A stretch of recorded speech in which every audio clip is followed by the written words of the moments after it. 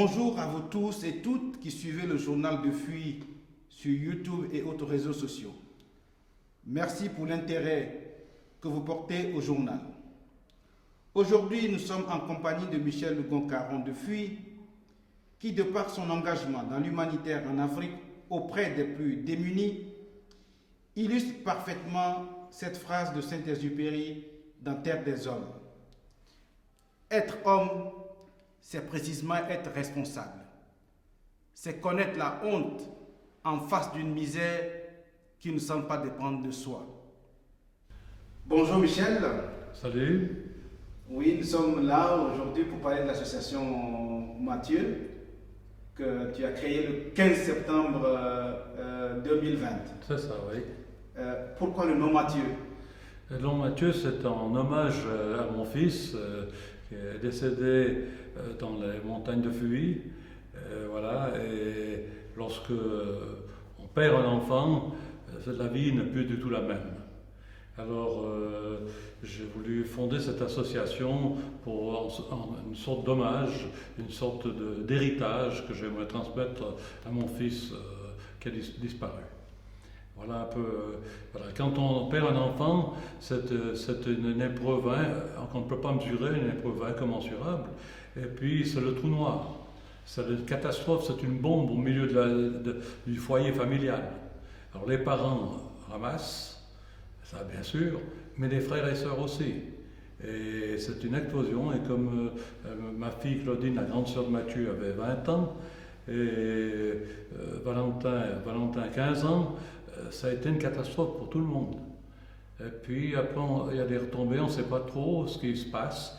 C'est le trou noir. Et ne pouvant plus m'en sortir, vraiment c'était terrible.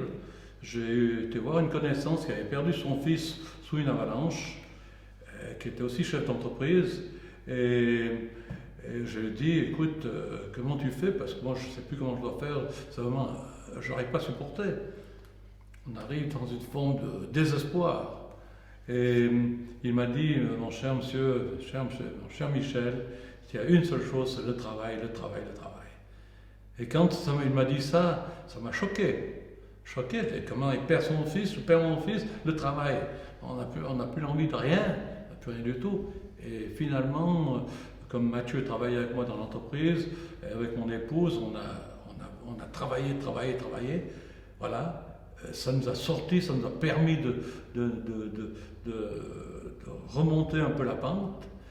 Et puis, une trentaine d'années après, pas tout à fait 30 ans après, en héritage à Mathieu, j'ai voulu fonder avec mon épouse Pierrette, qui est malheureusement décédée une année, donc en 2021. On a voulu fonder l'association en hommage à notre fils Mathieu. Voilà, un petit peu. Voilà, cet hommage, si on comprend bien, c'est en quelque sorte regarder les autres dans leur souffrance et leur apporter votre soutien en se disant qu'ils souffrent comme nous. Et le soutien que vous leur apportez vous aide, vous aussi, à sortir de votre souffrance. Bien sûr. Bien sûr, c'est comme j'ai vu dans une interview d'un nana qui disait qu'il fallait être égoïste. Égoïste quand on donne, on fait des dons. Dans la souffrance, c'est la même chose. Quand on voit les autres, quand on voit la souffrance des autres, on a beaucoup moins mal. C'est terrible à dire, mais c'est comme ça. Et en allant dans cette association, en parcourant l'Afrique, maintenant ça fait 10 ans, depuis 2010 que je parcours l'Afrique, on a rencontré toutes ces souffrances, toutes ces mamans avec des enfants qui n'arrivent pas à nourrir leurs enfants. Comment est-ce qu'on peut ne pas réagir? Alors, en hommage à Mathieu, c'est une forme de prière, une forme de communion avec lui, un peu pour le faire vivre. J'ai voulu faire, justement, avec mon épouse, on a voulu faire cette association. Voilà. C'est sûr que ce n'est pas facile à comprendre pour le commun des mortels. Pour celui qui ne passe pas par l'épreuve suprême de la mort d'un enfant, ce n'est pas si facile à comprendre, je conçois. Mais pour nous, c'est une thérapie, une très très bonne thérapie. Et aujourd'hui, voilà, depuis 10 ans, je voyage. Et en 2020, on a fondé l'association. Et voilà, on a besoin de beaucoup de soutien, on a besoin de vous demander de nous aider pour qu'on puisse aider. Voilà, un petit peu, je crois que... voilà, je ne sais pas s'il y a encore d'autres questions, mais... Oui, en fait, quels sont les objectifs principaux de votre association, de l'association Mathieu? Alors les objectifs sont très simples. Nous avons 2 objectifs. Le premier objectif, c'est d'aider les mères à pouvoir élever plus ou moins dignement leurs enfants, leur progéniture. Aider les mamans de façon à ce qu'ils ne soient pas obligés d'abandonner leur enfant. Alors, avec très peu d'argent, avec des conseils, beaucoup de temps à passer, à expliquer, en donnant des conseils, eh bien là, notre objectif premier, c'est ça, aider les mamans de façon à ce qu'ils puissent garder leurs enfants, avant de mettre à l'orphelinat. Puis le deuxième objectif, c'est comme, voilà, j'ai aussi l'occasion d'être souvent au Maroc, je travaille au Maroc, je vois de nombreux aventuriers, des gens qui partent à l'aventure depuis l'Afrique subsaharienne, qui partent à pied, comme ce fut le cas de Sintiche, qu'on a aidé avec l'association Mathieu de retourner à Douala chez elle et de pouvoir se reconstruire. En lui offrant de quoi se travailler, ça veut dire un salon de coiffure, etc. Je fais cette vidéo pour vraiment vous remercier de tout ce que vous avez pu faire pour moi durant mon aventure, ma misère, quoi. Ma libération, parce que je peux dire que vous m'avez libéré de l'esclavage que je vivais. J'ai été vendue à plusieurs reprises comme esclave. J'ai fait de l'aventure, pas mes frères noirs qui me vendaient à certaines personnes. Donc, si je vais essayer de raconter, ça serait un peu long. Donc, je tenais à faire cette vidéo pour vraiment vous remercier de tout cœur. Et depuis 2021, le 5 septembre 2021 que j'ai quitté le Maroc pour rejoindre mon pays natal et rejoindre ma famille qui est d'abord très contente de me voir. Je suis vraiment très heureuse étant dans mon pays. J'ai trop de mots à dire, mais c'est vraiment... ça me touche vraiment quand je parle, vraiment, je suis très contente, quoi. Et quand je suis arrivée au Cameroun, vous ne m'avez pas lâché, vous avez toujours continué et vous continuez toujours à me soutenir parce que là, j'ai mon salon de coiffure où je me bats.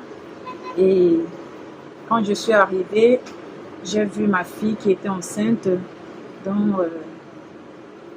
vous l'avez soutenue pendant toute la période de sa grossesse, les visites, l'hôpital, les remèdes et tout. Et elle a pu donner un fils que nous avons surnommé Mathieu Sire. Voilà. Donc, et j'ai aussi certaines personnes que j'ai aussi rencontrées, que vous les avez soutenues, Sandra et Stéphanie. Et Sandra aussi attend un bébé, elle est enceinte. Donc, vraiment, les mots nous manquent, comme elles sont un peu dans leur occupation. Voilà pourquoi je suis là aujourd'hui pour vous dire vraiment merci pour tout. Merci infiniment.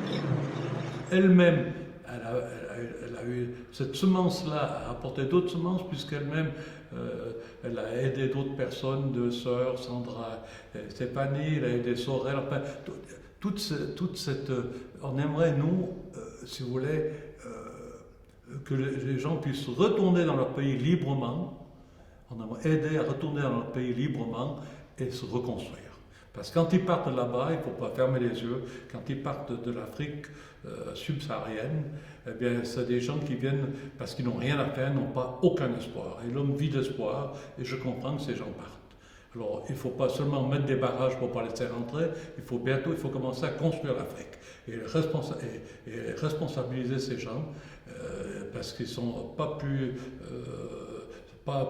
plus inintelligents que les gens de nous autres Européens.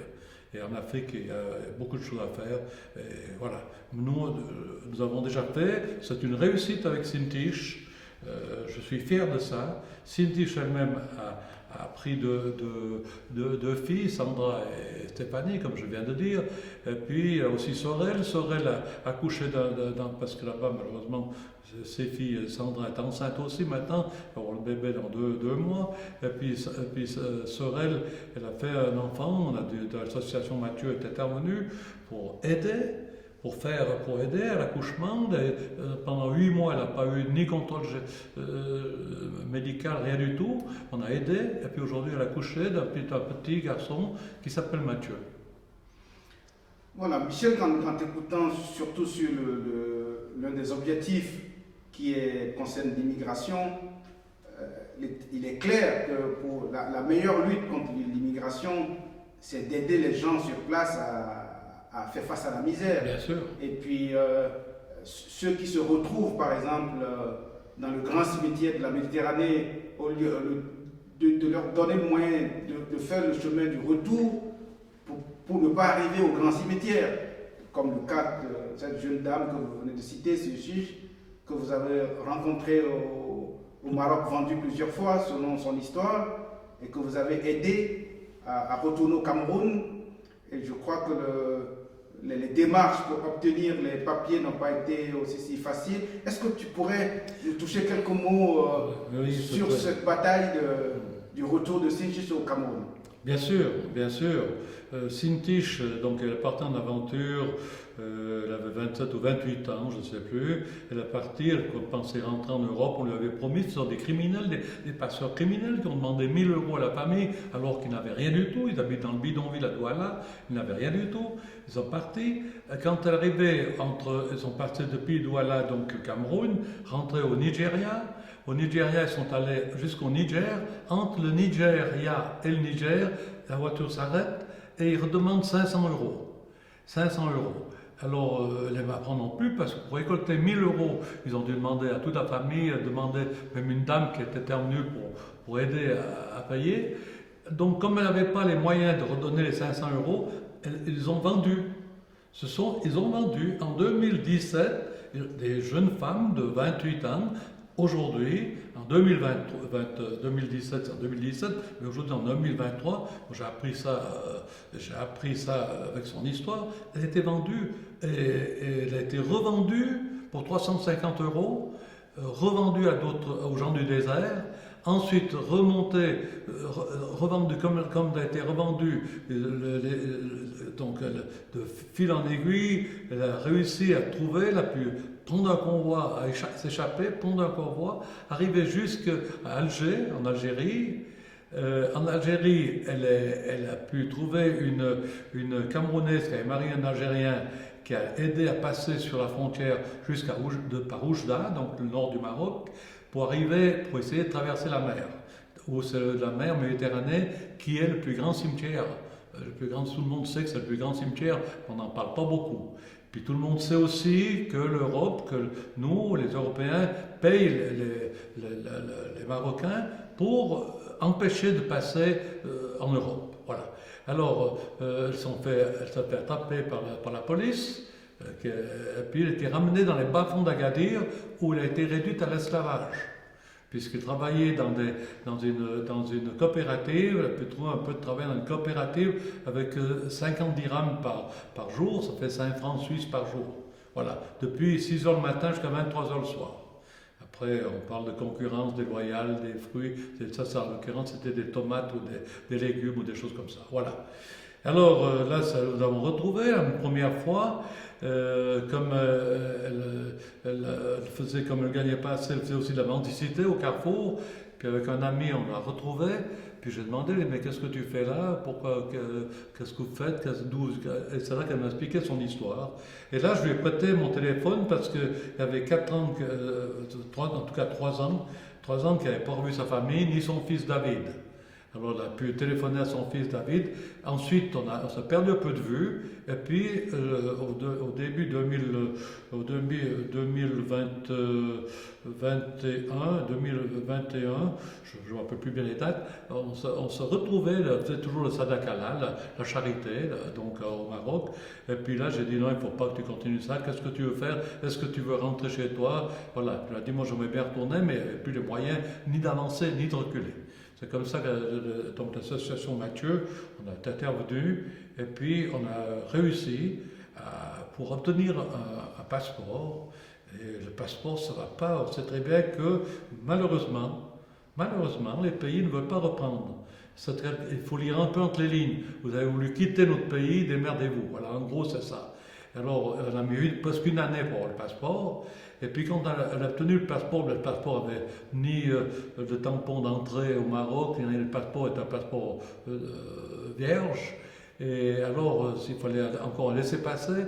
Donc, depuis Agadir, il fallait remonter jusqu'à Rabat, 500 km pour aller chercher à l'ambassade un laisser-passer. Enfin, ça a duré presque une année, si bien que au mois de septembre 2021, le 4 septembre, juste, elle a pu reprendre, on avait tout réuni, tous les papiers, puis elle a pu repartir à Douala et retrouver sa famille. Et puis avec l'association Mathieu, elle a pu se reconstruire, on a repris comme elle est coiffeuse, on a repris un petit salon, etc. Voilà, un petit peu. Mais il y a tellement de choses à dire que c'est très difficile à résumer tout ça, voilà. C'est très noble, mais ça demande beaucoup de moyens, de ressources financières. Comment faites-vous? C'est très simple. L'association Mathieu, on a fait une campagne en 2020. En 2020, on a fondé l'association. En 2021, on a fait une campagne. On a récupéré environ 12 ou 13 000 francs. Voilà, c'était bien, j'étais content. Mais seulement le retour de Sintiche, ça doit coûter avec la reprise, aider à sa reconstruction à Douala, mais c'est un minimum de 20 000 francs. Voilà. Alors le calcul est vite fait, l'association Mathieu a mis une partie, voilà, et puis bon, d'autres personnes ont mis la différence, des gens qui n'étaient pas nécessairement, qui n'étaient pas de l'argent pas comptabilisé dans l'association, mais il a fallu mettre cette différence pour pouvoir aller jusqu'au bout. Jusqu'au bout, ça veut dire le retour et retrouver du travail, parce que s'ils partent, c'est parce qu'ils n'ont rien à faire, parce qu'ils n'ont pas de possibilité de vivre. Donc il fallait bien se reconstruire. Et là, on a voulu aller jusqu'au bout, mais on a obligé de mettre un peu en stand-by ce retour, parce qu'aujourd'hui, on va donner une priorité sur les mamans du cœur, sur aider les mères avec plutôt, puis laisser un peu en suspens ce retour qui nous coûte trop cher. Quand l'association aura des moyens, bien sûr, ce but numéro 2, on va continuer. Qu'est-ce que tu pourrais dire à toutes les personnes qui auront la chance d'écouter cette vidéo? Aidez-nous, il y a tellement de misère, tellement incroyable. Comment on peut tous les jours déjeuner, comment on peut tous les jours manger? Je ne parle pas de ce que c'est jeter à la poubelle. Aidez-nous. Des mamans là-bas, on va dire oui, ils n'ont pas bien de faire des enfants, bien entendu, on peut dire ça, on peut trouver toutes sortes d'excuses. Aidez-nous, aidez l'association Mathieu. Aujourd'hui, moi, je suis un peu âgé, je suis un peu fatigué aussi. Je suis obligé de transmettre tout ça à d'autres personnes dynamiques. Il faut nous aider, tous ceux qui, voilà. Mais je veux absolument que cette association-là doit continuer. Elle continuera. Elle continuera parce que le travail, c'est un énorme travail, mais c'est aussi magnifique. Ces relations. Aujourd'hui, vous savez qu'on a, dans le cadre d'association, on a fait des antennes, on a fait beaucoup de travail sur le terrain déjà. Nous avons 12 antennes actuellement, une antenne à Diego Suarez avec Armidita Tata.